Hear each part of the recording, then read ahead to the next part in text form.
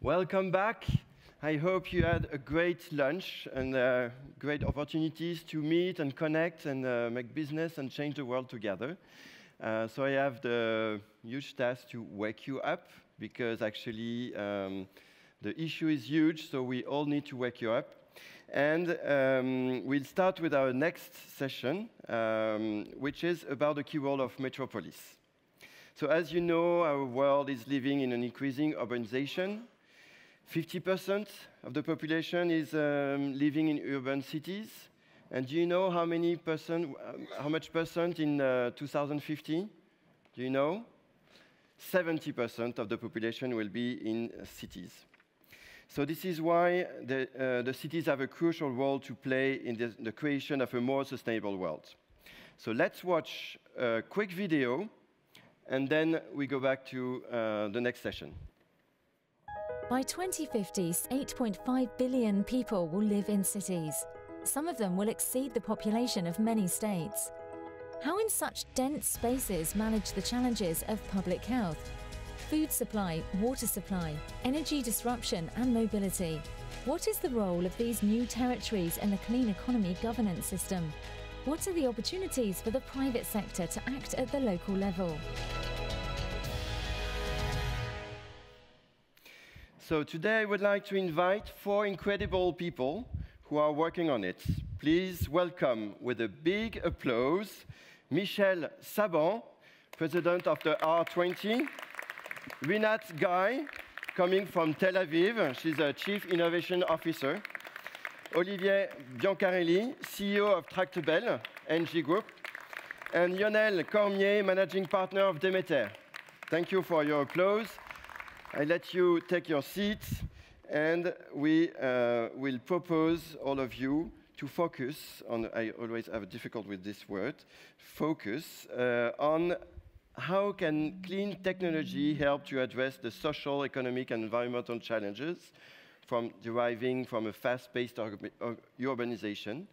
How can innovation help to meet these challenges, and which ecosystem is needed? And what are the opportunities to act at a local level?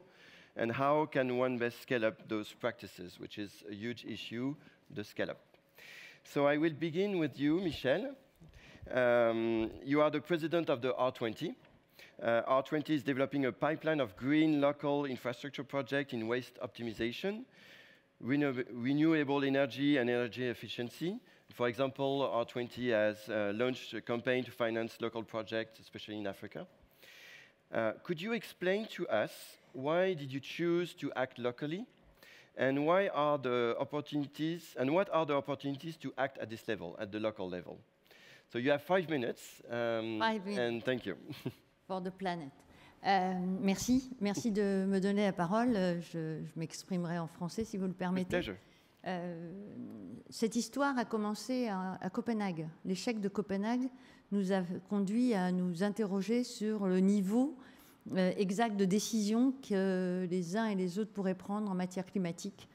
L'échec patent de la COP, COP après COP, les choses n'avançaient pas. Et donc nous avons décidé de nous réunir en région, de rassembler l'ensemble des régions, comme l'ont fait après le C40 avec les villes, parce que l'échelon le plus important était cet échelon-là. J'étais moi-même vice-présidente de la région Île-de-France et je savais combien on pouvait réussir sur des projets que nous menions en matière territoriale. Donc c'est vrai, j'ai été chercher un leadership parce que le gouverneur de Californie était intervenu à la COP avec les territoires et a dit combien son action au sein de la Californie territoriale, la façon dont il avait mené des actions, empêchait peut-être une évolution trop rapide, trop soudaine de dysfonctionnement du climat. Et nous avons créé le R20. Mais le R20 a vu son amplification, je dirais, au moment de la COP 21. Grâce au président de la COP 21, Laurent Fabius, nous lui avons proposé de mettre en musique la société civile, les villes et les régions, qui pouvaient être force de proposition, de persuasion au niveau des gouvernants. C'est ce qui s'est passé. Et quand aujourd'hui je m'amuse d'entendre M. Trump dire je sors de l'accord de Paris, mais il est sorti tout seul. Aucun autre pays n'est sorti derrière lui. Aucun autre gouverneur des États-Unis n'est sorti de l'accord de Paris. La preuve, au mois de septembre, vous avez un grand meeting avec Jerry Brown en Californie, qui justement, au lendemain du One Planet Summit et de ce forum transition, parce que ce forum transition arrive dans un agenda très intéressant par rapport au One Planet Summit et la grande conférence de Californie. Donc, le fait qu'il soit sorti a fait réagir encore plus certains et on peut espérer... Oui, démocrates ou républicains, peu importe. Ils se sont mobilisés pour dire non, nous, l'accord de Paris est important, on le voit sur nos territoires, d'où l'enjeu territorial. Pour répondre à votre question, aujourd'hui, vous ne pouvez plus faire sans les territoires. Ce n'est pas vrai. En France, nous avons nos propres régions. Mais quand vous êtes en Afrique, en Chine, aujourd'hui, le niveau territorial est celui-ci, région ou grande ville. Et alors comment le fait, il y a le local, mais comment on peut soutenir le local pour éviter que chacun soit tout seul dans son coin, n'ait pas forcément les moyens de financer ce local? Comment on peut combiner local et global? Alors, et est-ce que c'est votre mission aussi? J'avais envie de vous dire, il faut penser global pour faire local ou penser local pour faire global. Peu importe. Simplement, aujourd'hui, la COP21, c'est la COP des solutions. Tout le monde s'en était accordé. On espérait beaucoup de Marrakech en étant la COP de l'action. C'est la grande déception. Parce que les actions, on les a menées chacun de notre côté. Et notre ambition au R20, c'est de travailler en triptyque. Vous avez les régions, les entreprises partenaires et les experts. Si vous n'avancez pas avec ce triptyque, vous ne pouvez pas réussir. Et je vais vous donner un exemple. Par exemple, à Oran, en Algérie, un de nos grands projets a été une centrale de retraitement de déchets. Nous avons donc passé les accords avec le gouverneur, le Wali d'Oran. Mais en parallèle, puisque ça n'a rien de novateur, une centrale de retraitement de déchets, nous avons formé la population d'Oran au tri sélectif pendant plus de 6 mois. 160 000 foyers ont été formés au tri sélectif parce que vous pouvez avoir toutes les plus belles usines du monde, les plus beaux outils, mais si l'humain n'est pas au cœur de ce processus, ça ne marchera pas. Oui, et puis c'est pas facile en fait. Non, c'est pas facile. C'est pas facile. C'est une culture, hein, le tri sélectif. Hein. Oui, puis et nous avons formé des jeunes sortis du système scolaire qui traînaient dans les rues, dans les quartiers, pour travailler dans cette usine. Alors, je peux vous dire que c'est la petite anecdote, mais qui est importante. C'est quand Arnold Schwarzenegger a remis le diplôme à ses gamins que nous avions formés par des centres de formation, parce que l'Europe aide aussi à ça. Hein, et il faut, je pense qu'ils étaient beaucoup plus émus si ça avait été leur proviseur ou autre qui leur avait remis leur certificat. Et aujourd'hui, l'usine tourne. Les gens se sentent concernés par cet outil important pour la ville d'Oran et la région. Très bien, merci beaucoup pour ce témoignage. We'll switch in English for Rinat, coming from Tel Aviv. So think global, act local. So you are coming from local action, Tel Aviv. Actually, you have created your job. 4 years ago, you offered the mayor to create a job of innovation officer, and at first they were not convinced. Yeah. So congratulations, because the change comes from the people who succeed to convince. And so in November 2017, you won the second place at the 2017 European Capital Innovation Competition. So congrats.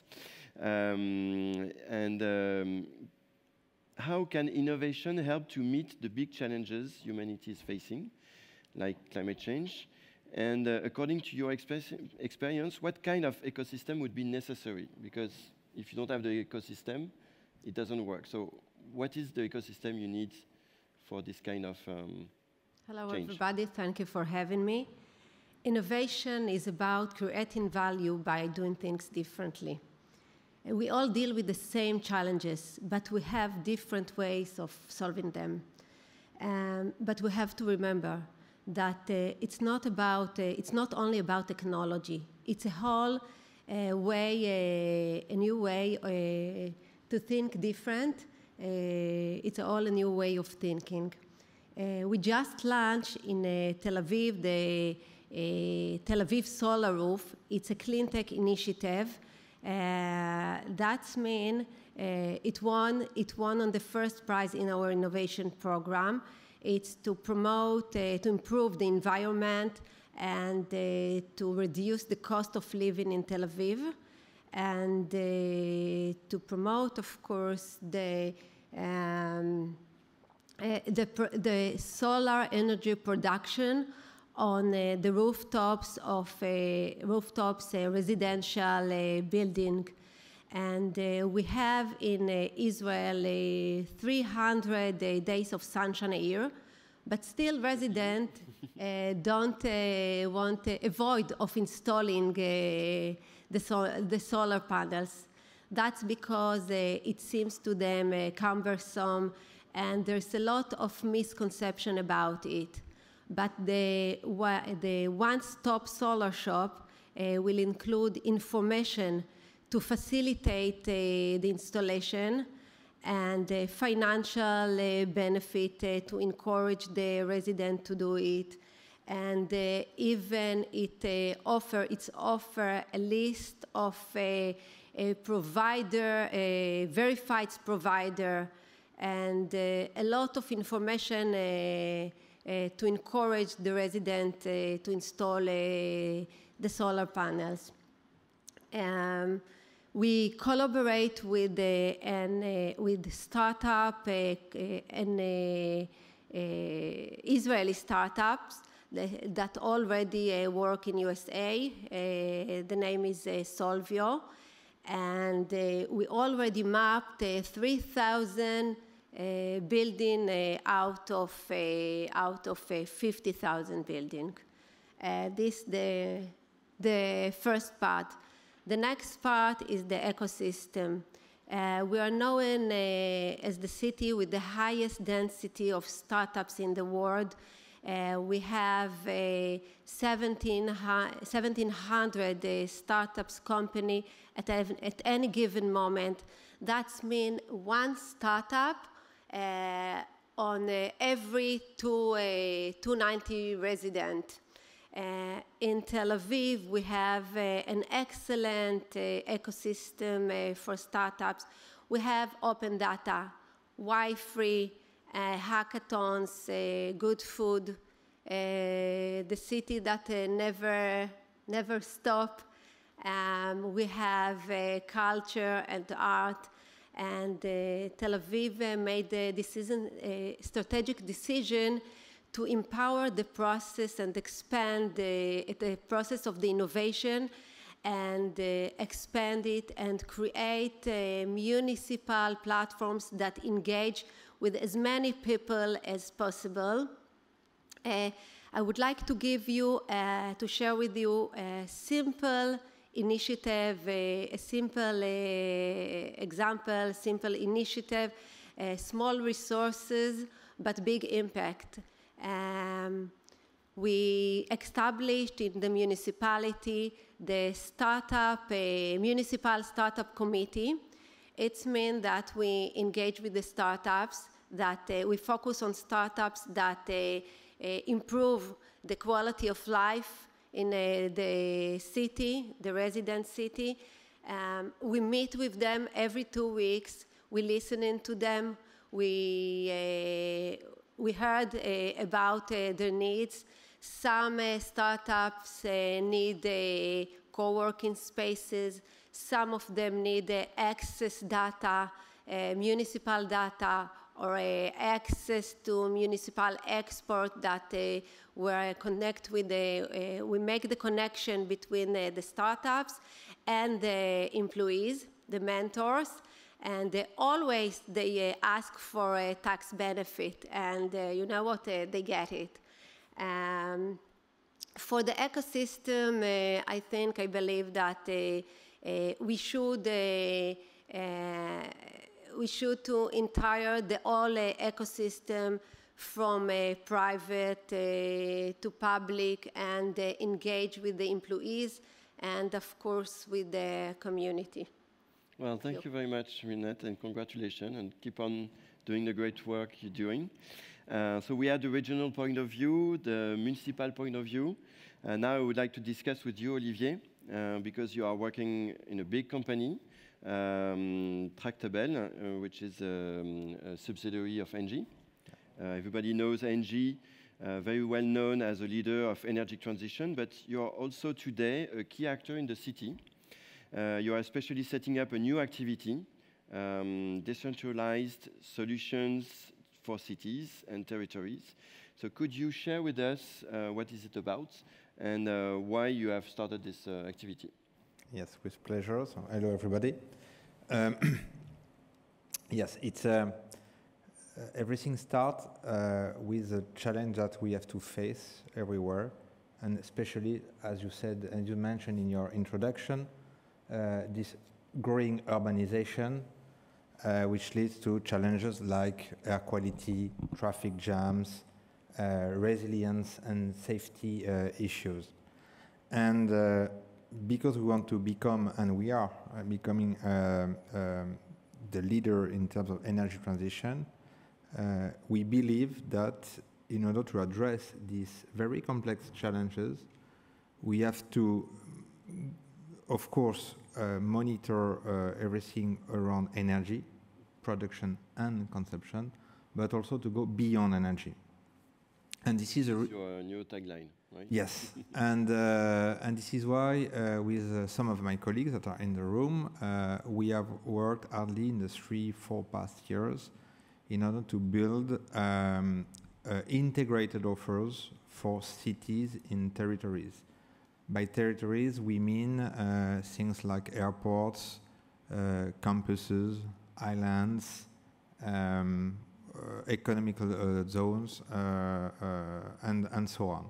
The idea is that on top of this, at the end of these territories, that can be managed by a public or private authority, you have someone which is in charge of the global governance and can take decision. So we are working with these guys in order to try to help them to solve this issue. And because this, let's take one concrete example. For instance, last year in the US, in the Ohio State University, we have won a big contract, 1.2 billion. And the scope of this contract is a first of a kind because it's more or less, I will simplify of course, it's more or less to monitor energy production, energy consumption, and all the utilities and services in this campus, which is in fact a small town, 100,000 people living on this campus. And to monitor and to master these services, infrastructures and services for 50 years. 50. So it's in fact more than 2 generations. So it's a very first of a kind private-public partnership, the concession model in this case. And because we believe so it's a very long-term commitment, it's an outcome-based contract. We take risk because we are committed on energy reduction, savings, and your KPIs are the yes, exactly, exactly, and with a direct impact on, of course, our income. So it's we take risk, but we think that this is the only way to be able to be efficient to master these big challenges. And do you have specific new technologies or new ways to succeed those KPIs, or is it traditional means? In fact, both, because innovation is, of course, totally key, and we have met here some startups, and we are working like any big groups in this world with an ecosystem. It's totally key in order to be efficient and accurate in decentralized territory. So we have to work with the small and middle-sized companies that are working on this territory. So this is one, and their technology, and because they are sometimes more agile than us, can be very helpful, yes. For instance, on hydrogen, we are working hydrogen solutions.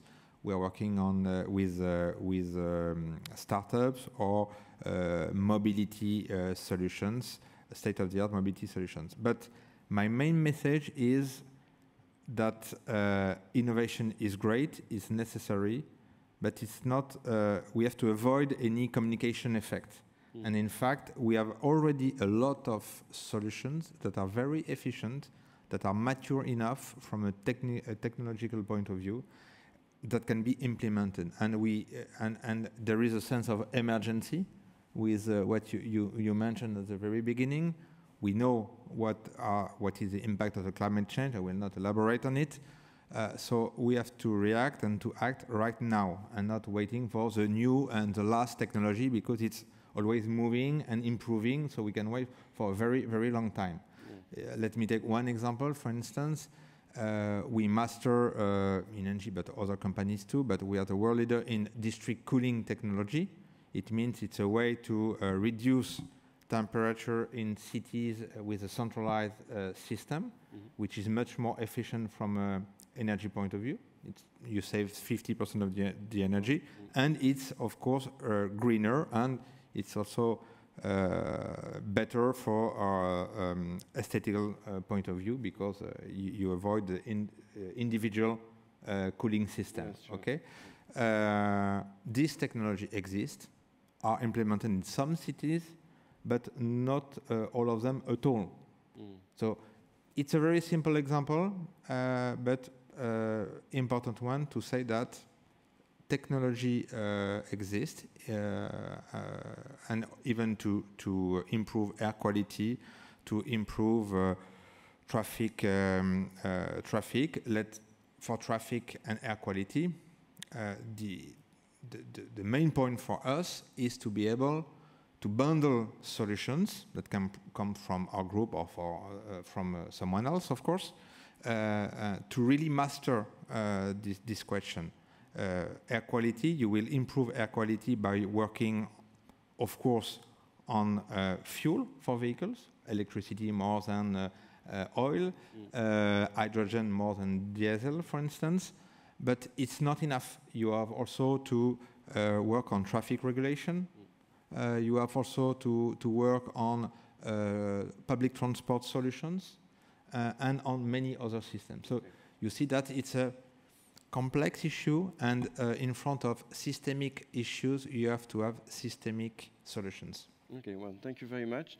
I mean, we'll have, because I also have a question is, do you involve the students? Because it's a university campus, so maybe there are opportunities to involve, but maybe we'll discuss later, so we can hear Olivier. Lionel, sorry. So as Olivier mentioned, there are quite a lot of technologies existing now. You said that the budget is 1.2 billion, so there is a huge question of financing, which is usually the obstacle when we talk about scaling up. So Demeter is a big player in private equity for ecological transition.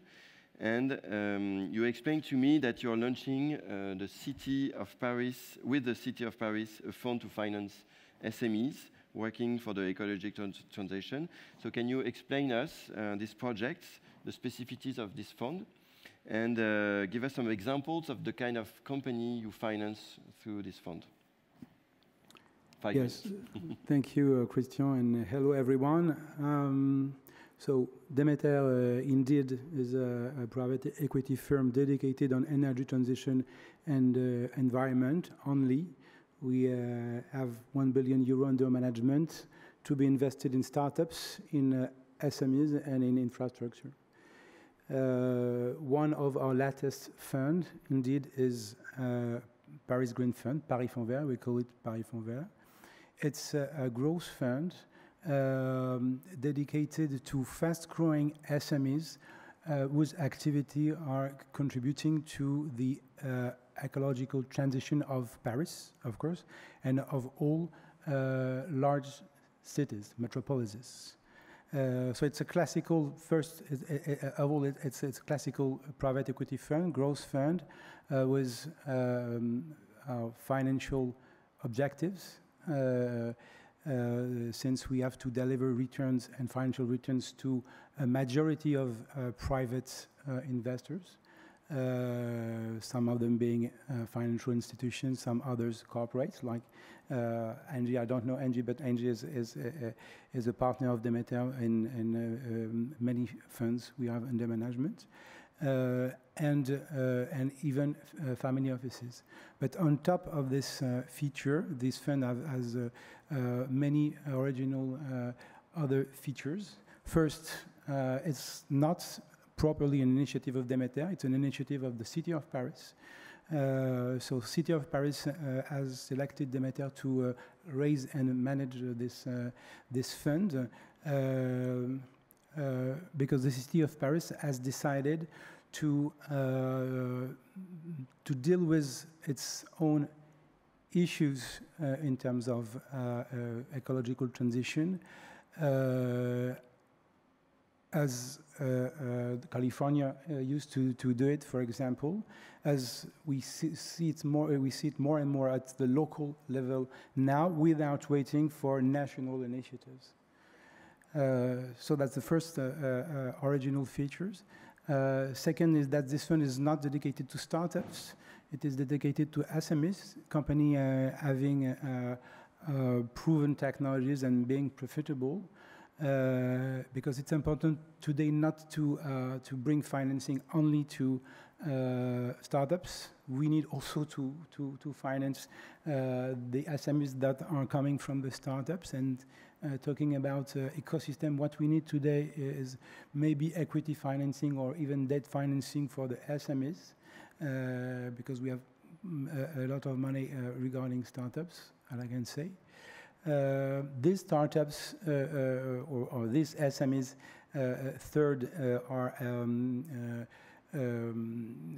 worldwide SMEs. The objective is to invest in any kind of SMEs wherever they are. They can be in Europe, can be in Asia, it can be in North America. The important for the City of Paris is to find the best-in-class SMEs able to solve its issues in terms of building, in terms of green building, because we have 6 focus: green building, electric mobility, renewable energy, waste management, air quality, and digital solution.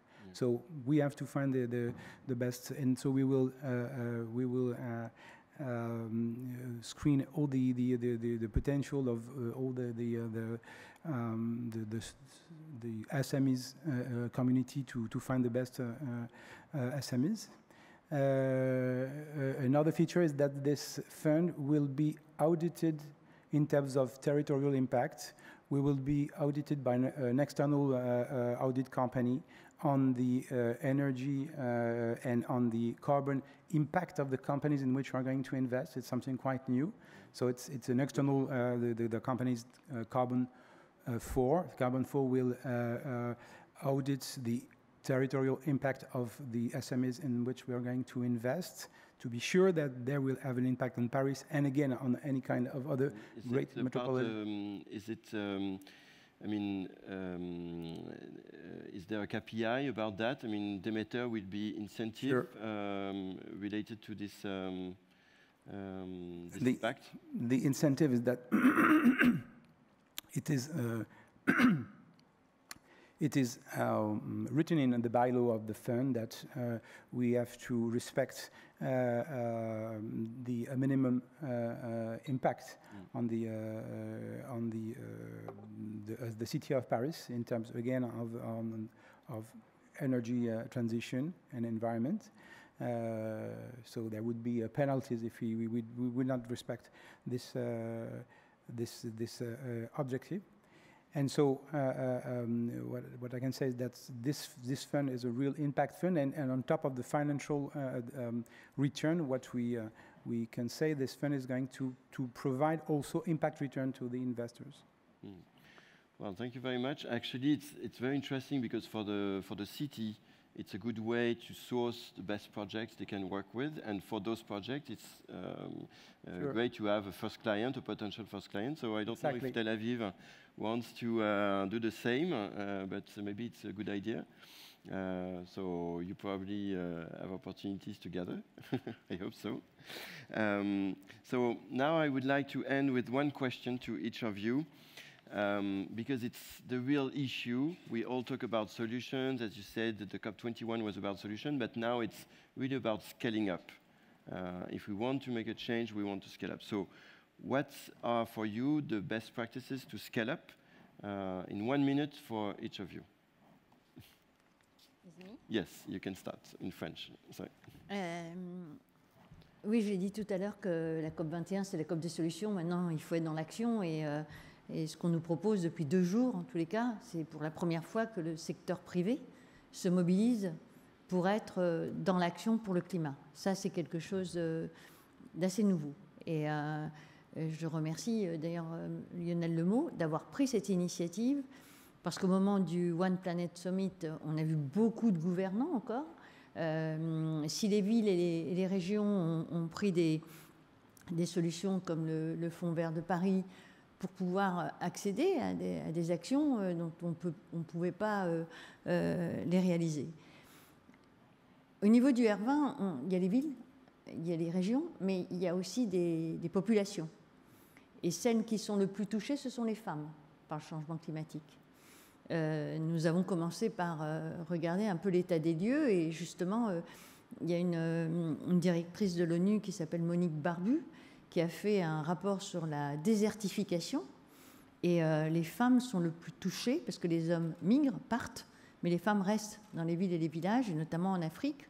On a fait ce constat et on s'est dit on ne peut pas rester sans solidarité quand même, parce que c'est beau les grands discours, les grands mots, tout ça est très important, mais dans l'action, que pouvons-nous faire? Je me suis interrogée avec d'autres, notamment le C40, puisque ça regroupe quand même beaucoup de villes.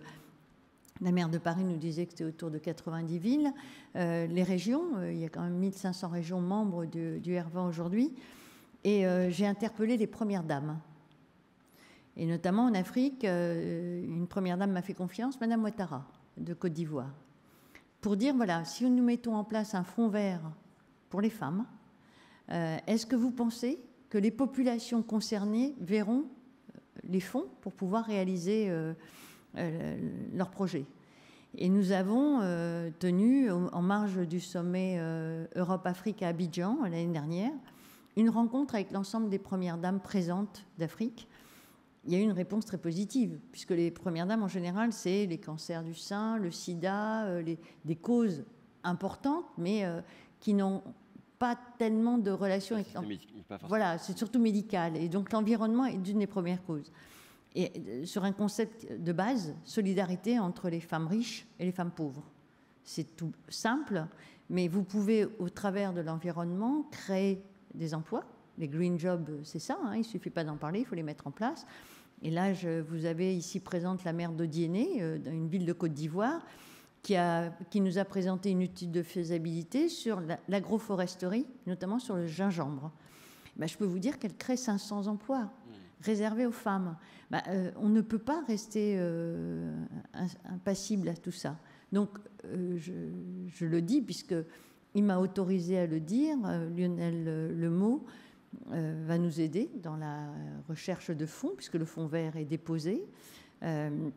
Nous avons consulté toutes les institutions internationales, voire même nationales pour la France, que ce soit l'AFD, l'ADEME et autres. Le fonds vert mondial sera interpellé aussi, parce qu'il n'y a peut-être pas d'argent pour l'instant dans le fonds vert mondial, mais nous voulons aussi notre part de fonds pour pouvoir financer des projets. Et donc, transition est une bonne transition, je dirais, pour aller à la réalisation des actions. Donc, votre façon de changer d'échelle, c'est d'impliquer les femmes. Complètement. Et je vous suis totalement. Pourquoi l'agroforesterie, si je peux me permettre? Parce qu'en Afrique, beaucoup de pays interdisent aux femmes d'avoir des terres agricoles. C'est réservé aux hommes. Les femmes ont le droit de travailler dans les terres, mais elles ne leur appartiennent pas. Nous avons décidé avec les villes et les régions, puisque ça appartient aux villes et aux régions, de leur donner des forêts. Vous luttez contre 2 phénomènes, la déforestation, et puis vous créez de l'emploi avec de l'agroforesterie. Et ce matin, à Kyo Énergie, est complètement là-dedans et d'autres également. Il y a plein de systèmes comme ça qui vont créer des emplois et qui vont permettre justement un maintien de ces femmes. À moyen et long terme. Complètement. Merci beaucoup, Michel. Rinat, the same question. Okay. What is for you the key way to scale up? Okay, 1 minute, because otherwise Okay. we will run out of time. Our Itai model is a great example. It's based on Itai's Innovation Tel Aviv Yafo. It's based on 3 pillars: engage, empower, and expand. We have 9,000 employees in the City Hall, and we encourage every one of them to invest time in creative thinking that will be valuable to our city's residents. It works like this. We select innovation mentors from all the departments in the City Hall. We train them for 3 months in creative thinking. We have now 94 innovation mentors. We send them back to their units, to their departments, to think with their colleagues about a creative solution to improve the life of the quality of the life and challenges of Tel Aviv, of the city. And they become a change agent. And I can say now that we have at least 5 implementation every year. We found our model, Itai, very successful and scalable. And 7 cities from Israel adopted it, and even not only in Israel. We started with the employees, and now we expand it to the students, because we believe that they have the vision and they can tell us what to do. They can tell us, we ask them our challenges, and they will bring the solution. So this is in the same model to the students, and we will open to them co-working spaces. And I'm happy to say that we will expand it to the community. So to scale up for you, it's by involving, engaging employees, students, and the society. Yes. So you have to train them and to engage them. So thank you very much. Thank you. Olivier, what is your advice or key solution to scale up? Probably several ones. I would say first, people empowerment, because it's key. Everything starts by people empowerment. The one of citizens, but the one of students in a campus, for instance. Several means to do that. Sometimes small things like gamification, apps for students that allow them to participate. Yes, animation. Yes. Yeah. If we take the example of Ohio State University, this is in the contract. But it's the first thing. The second thing is money, but not only public money, because we know that there is not enough. So it takes partnerships between private sector and public sector. So we have to be very clear, and I think to push for PPPs and concession model. And it takes also a very long-term relationship because the challenge we have to face are very complex once again. So it takes time to solve them, and we have also to modify the legal framework in which we are working, because very often we are, for legal reasons or organizational reasons, obliged to work in silos. Public lighting, district heating in the city, then mobility solution, then the other one. But what I deeply think, my gut feeling is that to be efficient, you have to integrate, and to be able to integrate, not only for one company. Sure. This is not the point, but the point is that the solution has to be seen in an integrated way. Okay, well, thank you very much. And Lionel, what is your solution or your advice to scale up? Well, as a good private equity firm, I would say financing. But more seriously, What we see is that Financing is not serious. more seriously, because financing can be misinterpreted. What we see is that today we have almost everything we need in terms of technology, in terms of skills, in terms of universities, research center. And what we need now for scaling up is financing, equity financing, debt financing on small projects, on large projects. And for that, we have to convince those who are not completely convinced that we are today facing new business models that will be the business models of tomorrow, local business models. That's why locally 20 or ENGIE or the Paris Green Fund have emerged. So these new business models are going to be the business model of the future, and the old business models, the old world of old energy, of the old way of consuming will disappear. And if we deal with that, and if we manage to convince those who are still reluctant to that, and we see them in the fundraising of our fund, we have those who are already convinced, and but some needs to be still convinced. And if we succeed that, we will then put the money which is still invested on the old business model to the new business models, and we will be able to put more financing, equity, debt on the startups, on the SMEs, on the project, any kind of project every of us are trying to finance today. Okay, well, thank you very much. I'm very pleased because you all gave us very interesting examples, and actually at Spark News, because I'm the founder of Spark News, a few years ago I was fed up with bad news, so I decided to work with the news media to help them to shed light on positive innovations. And some of yours innovation are great, and we have a program with the business newspapers, 20, Financial Times, Handelsblatt, Il Soleil, China Business News, etc. So we would be happy to talk about them in those media, and also in the audience, if you have great projects that you would like to be mediatized, don't hesitate to come and see us. And Mathilde, who's on the front row, she's the climate master of the team at Spark News, and so share with us your project, and we would be happy to shed light on them on the news media. So thank you very much, all the four of you. So I will let you go back behind the stage, and I will introduce the next session.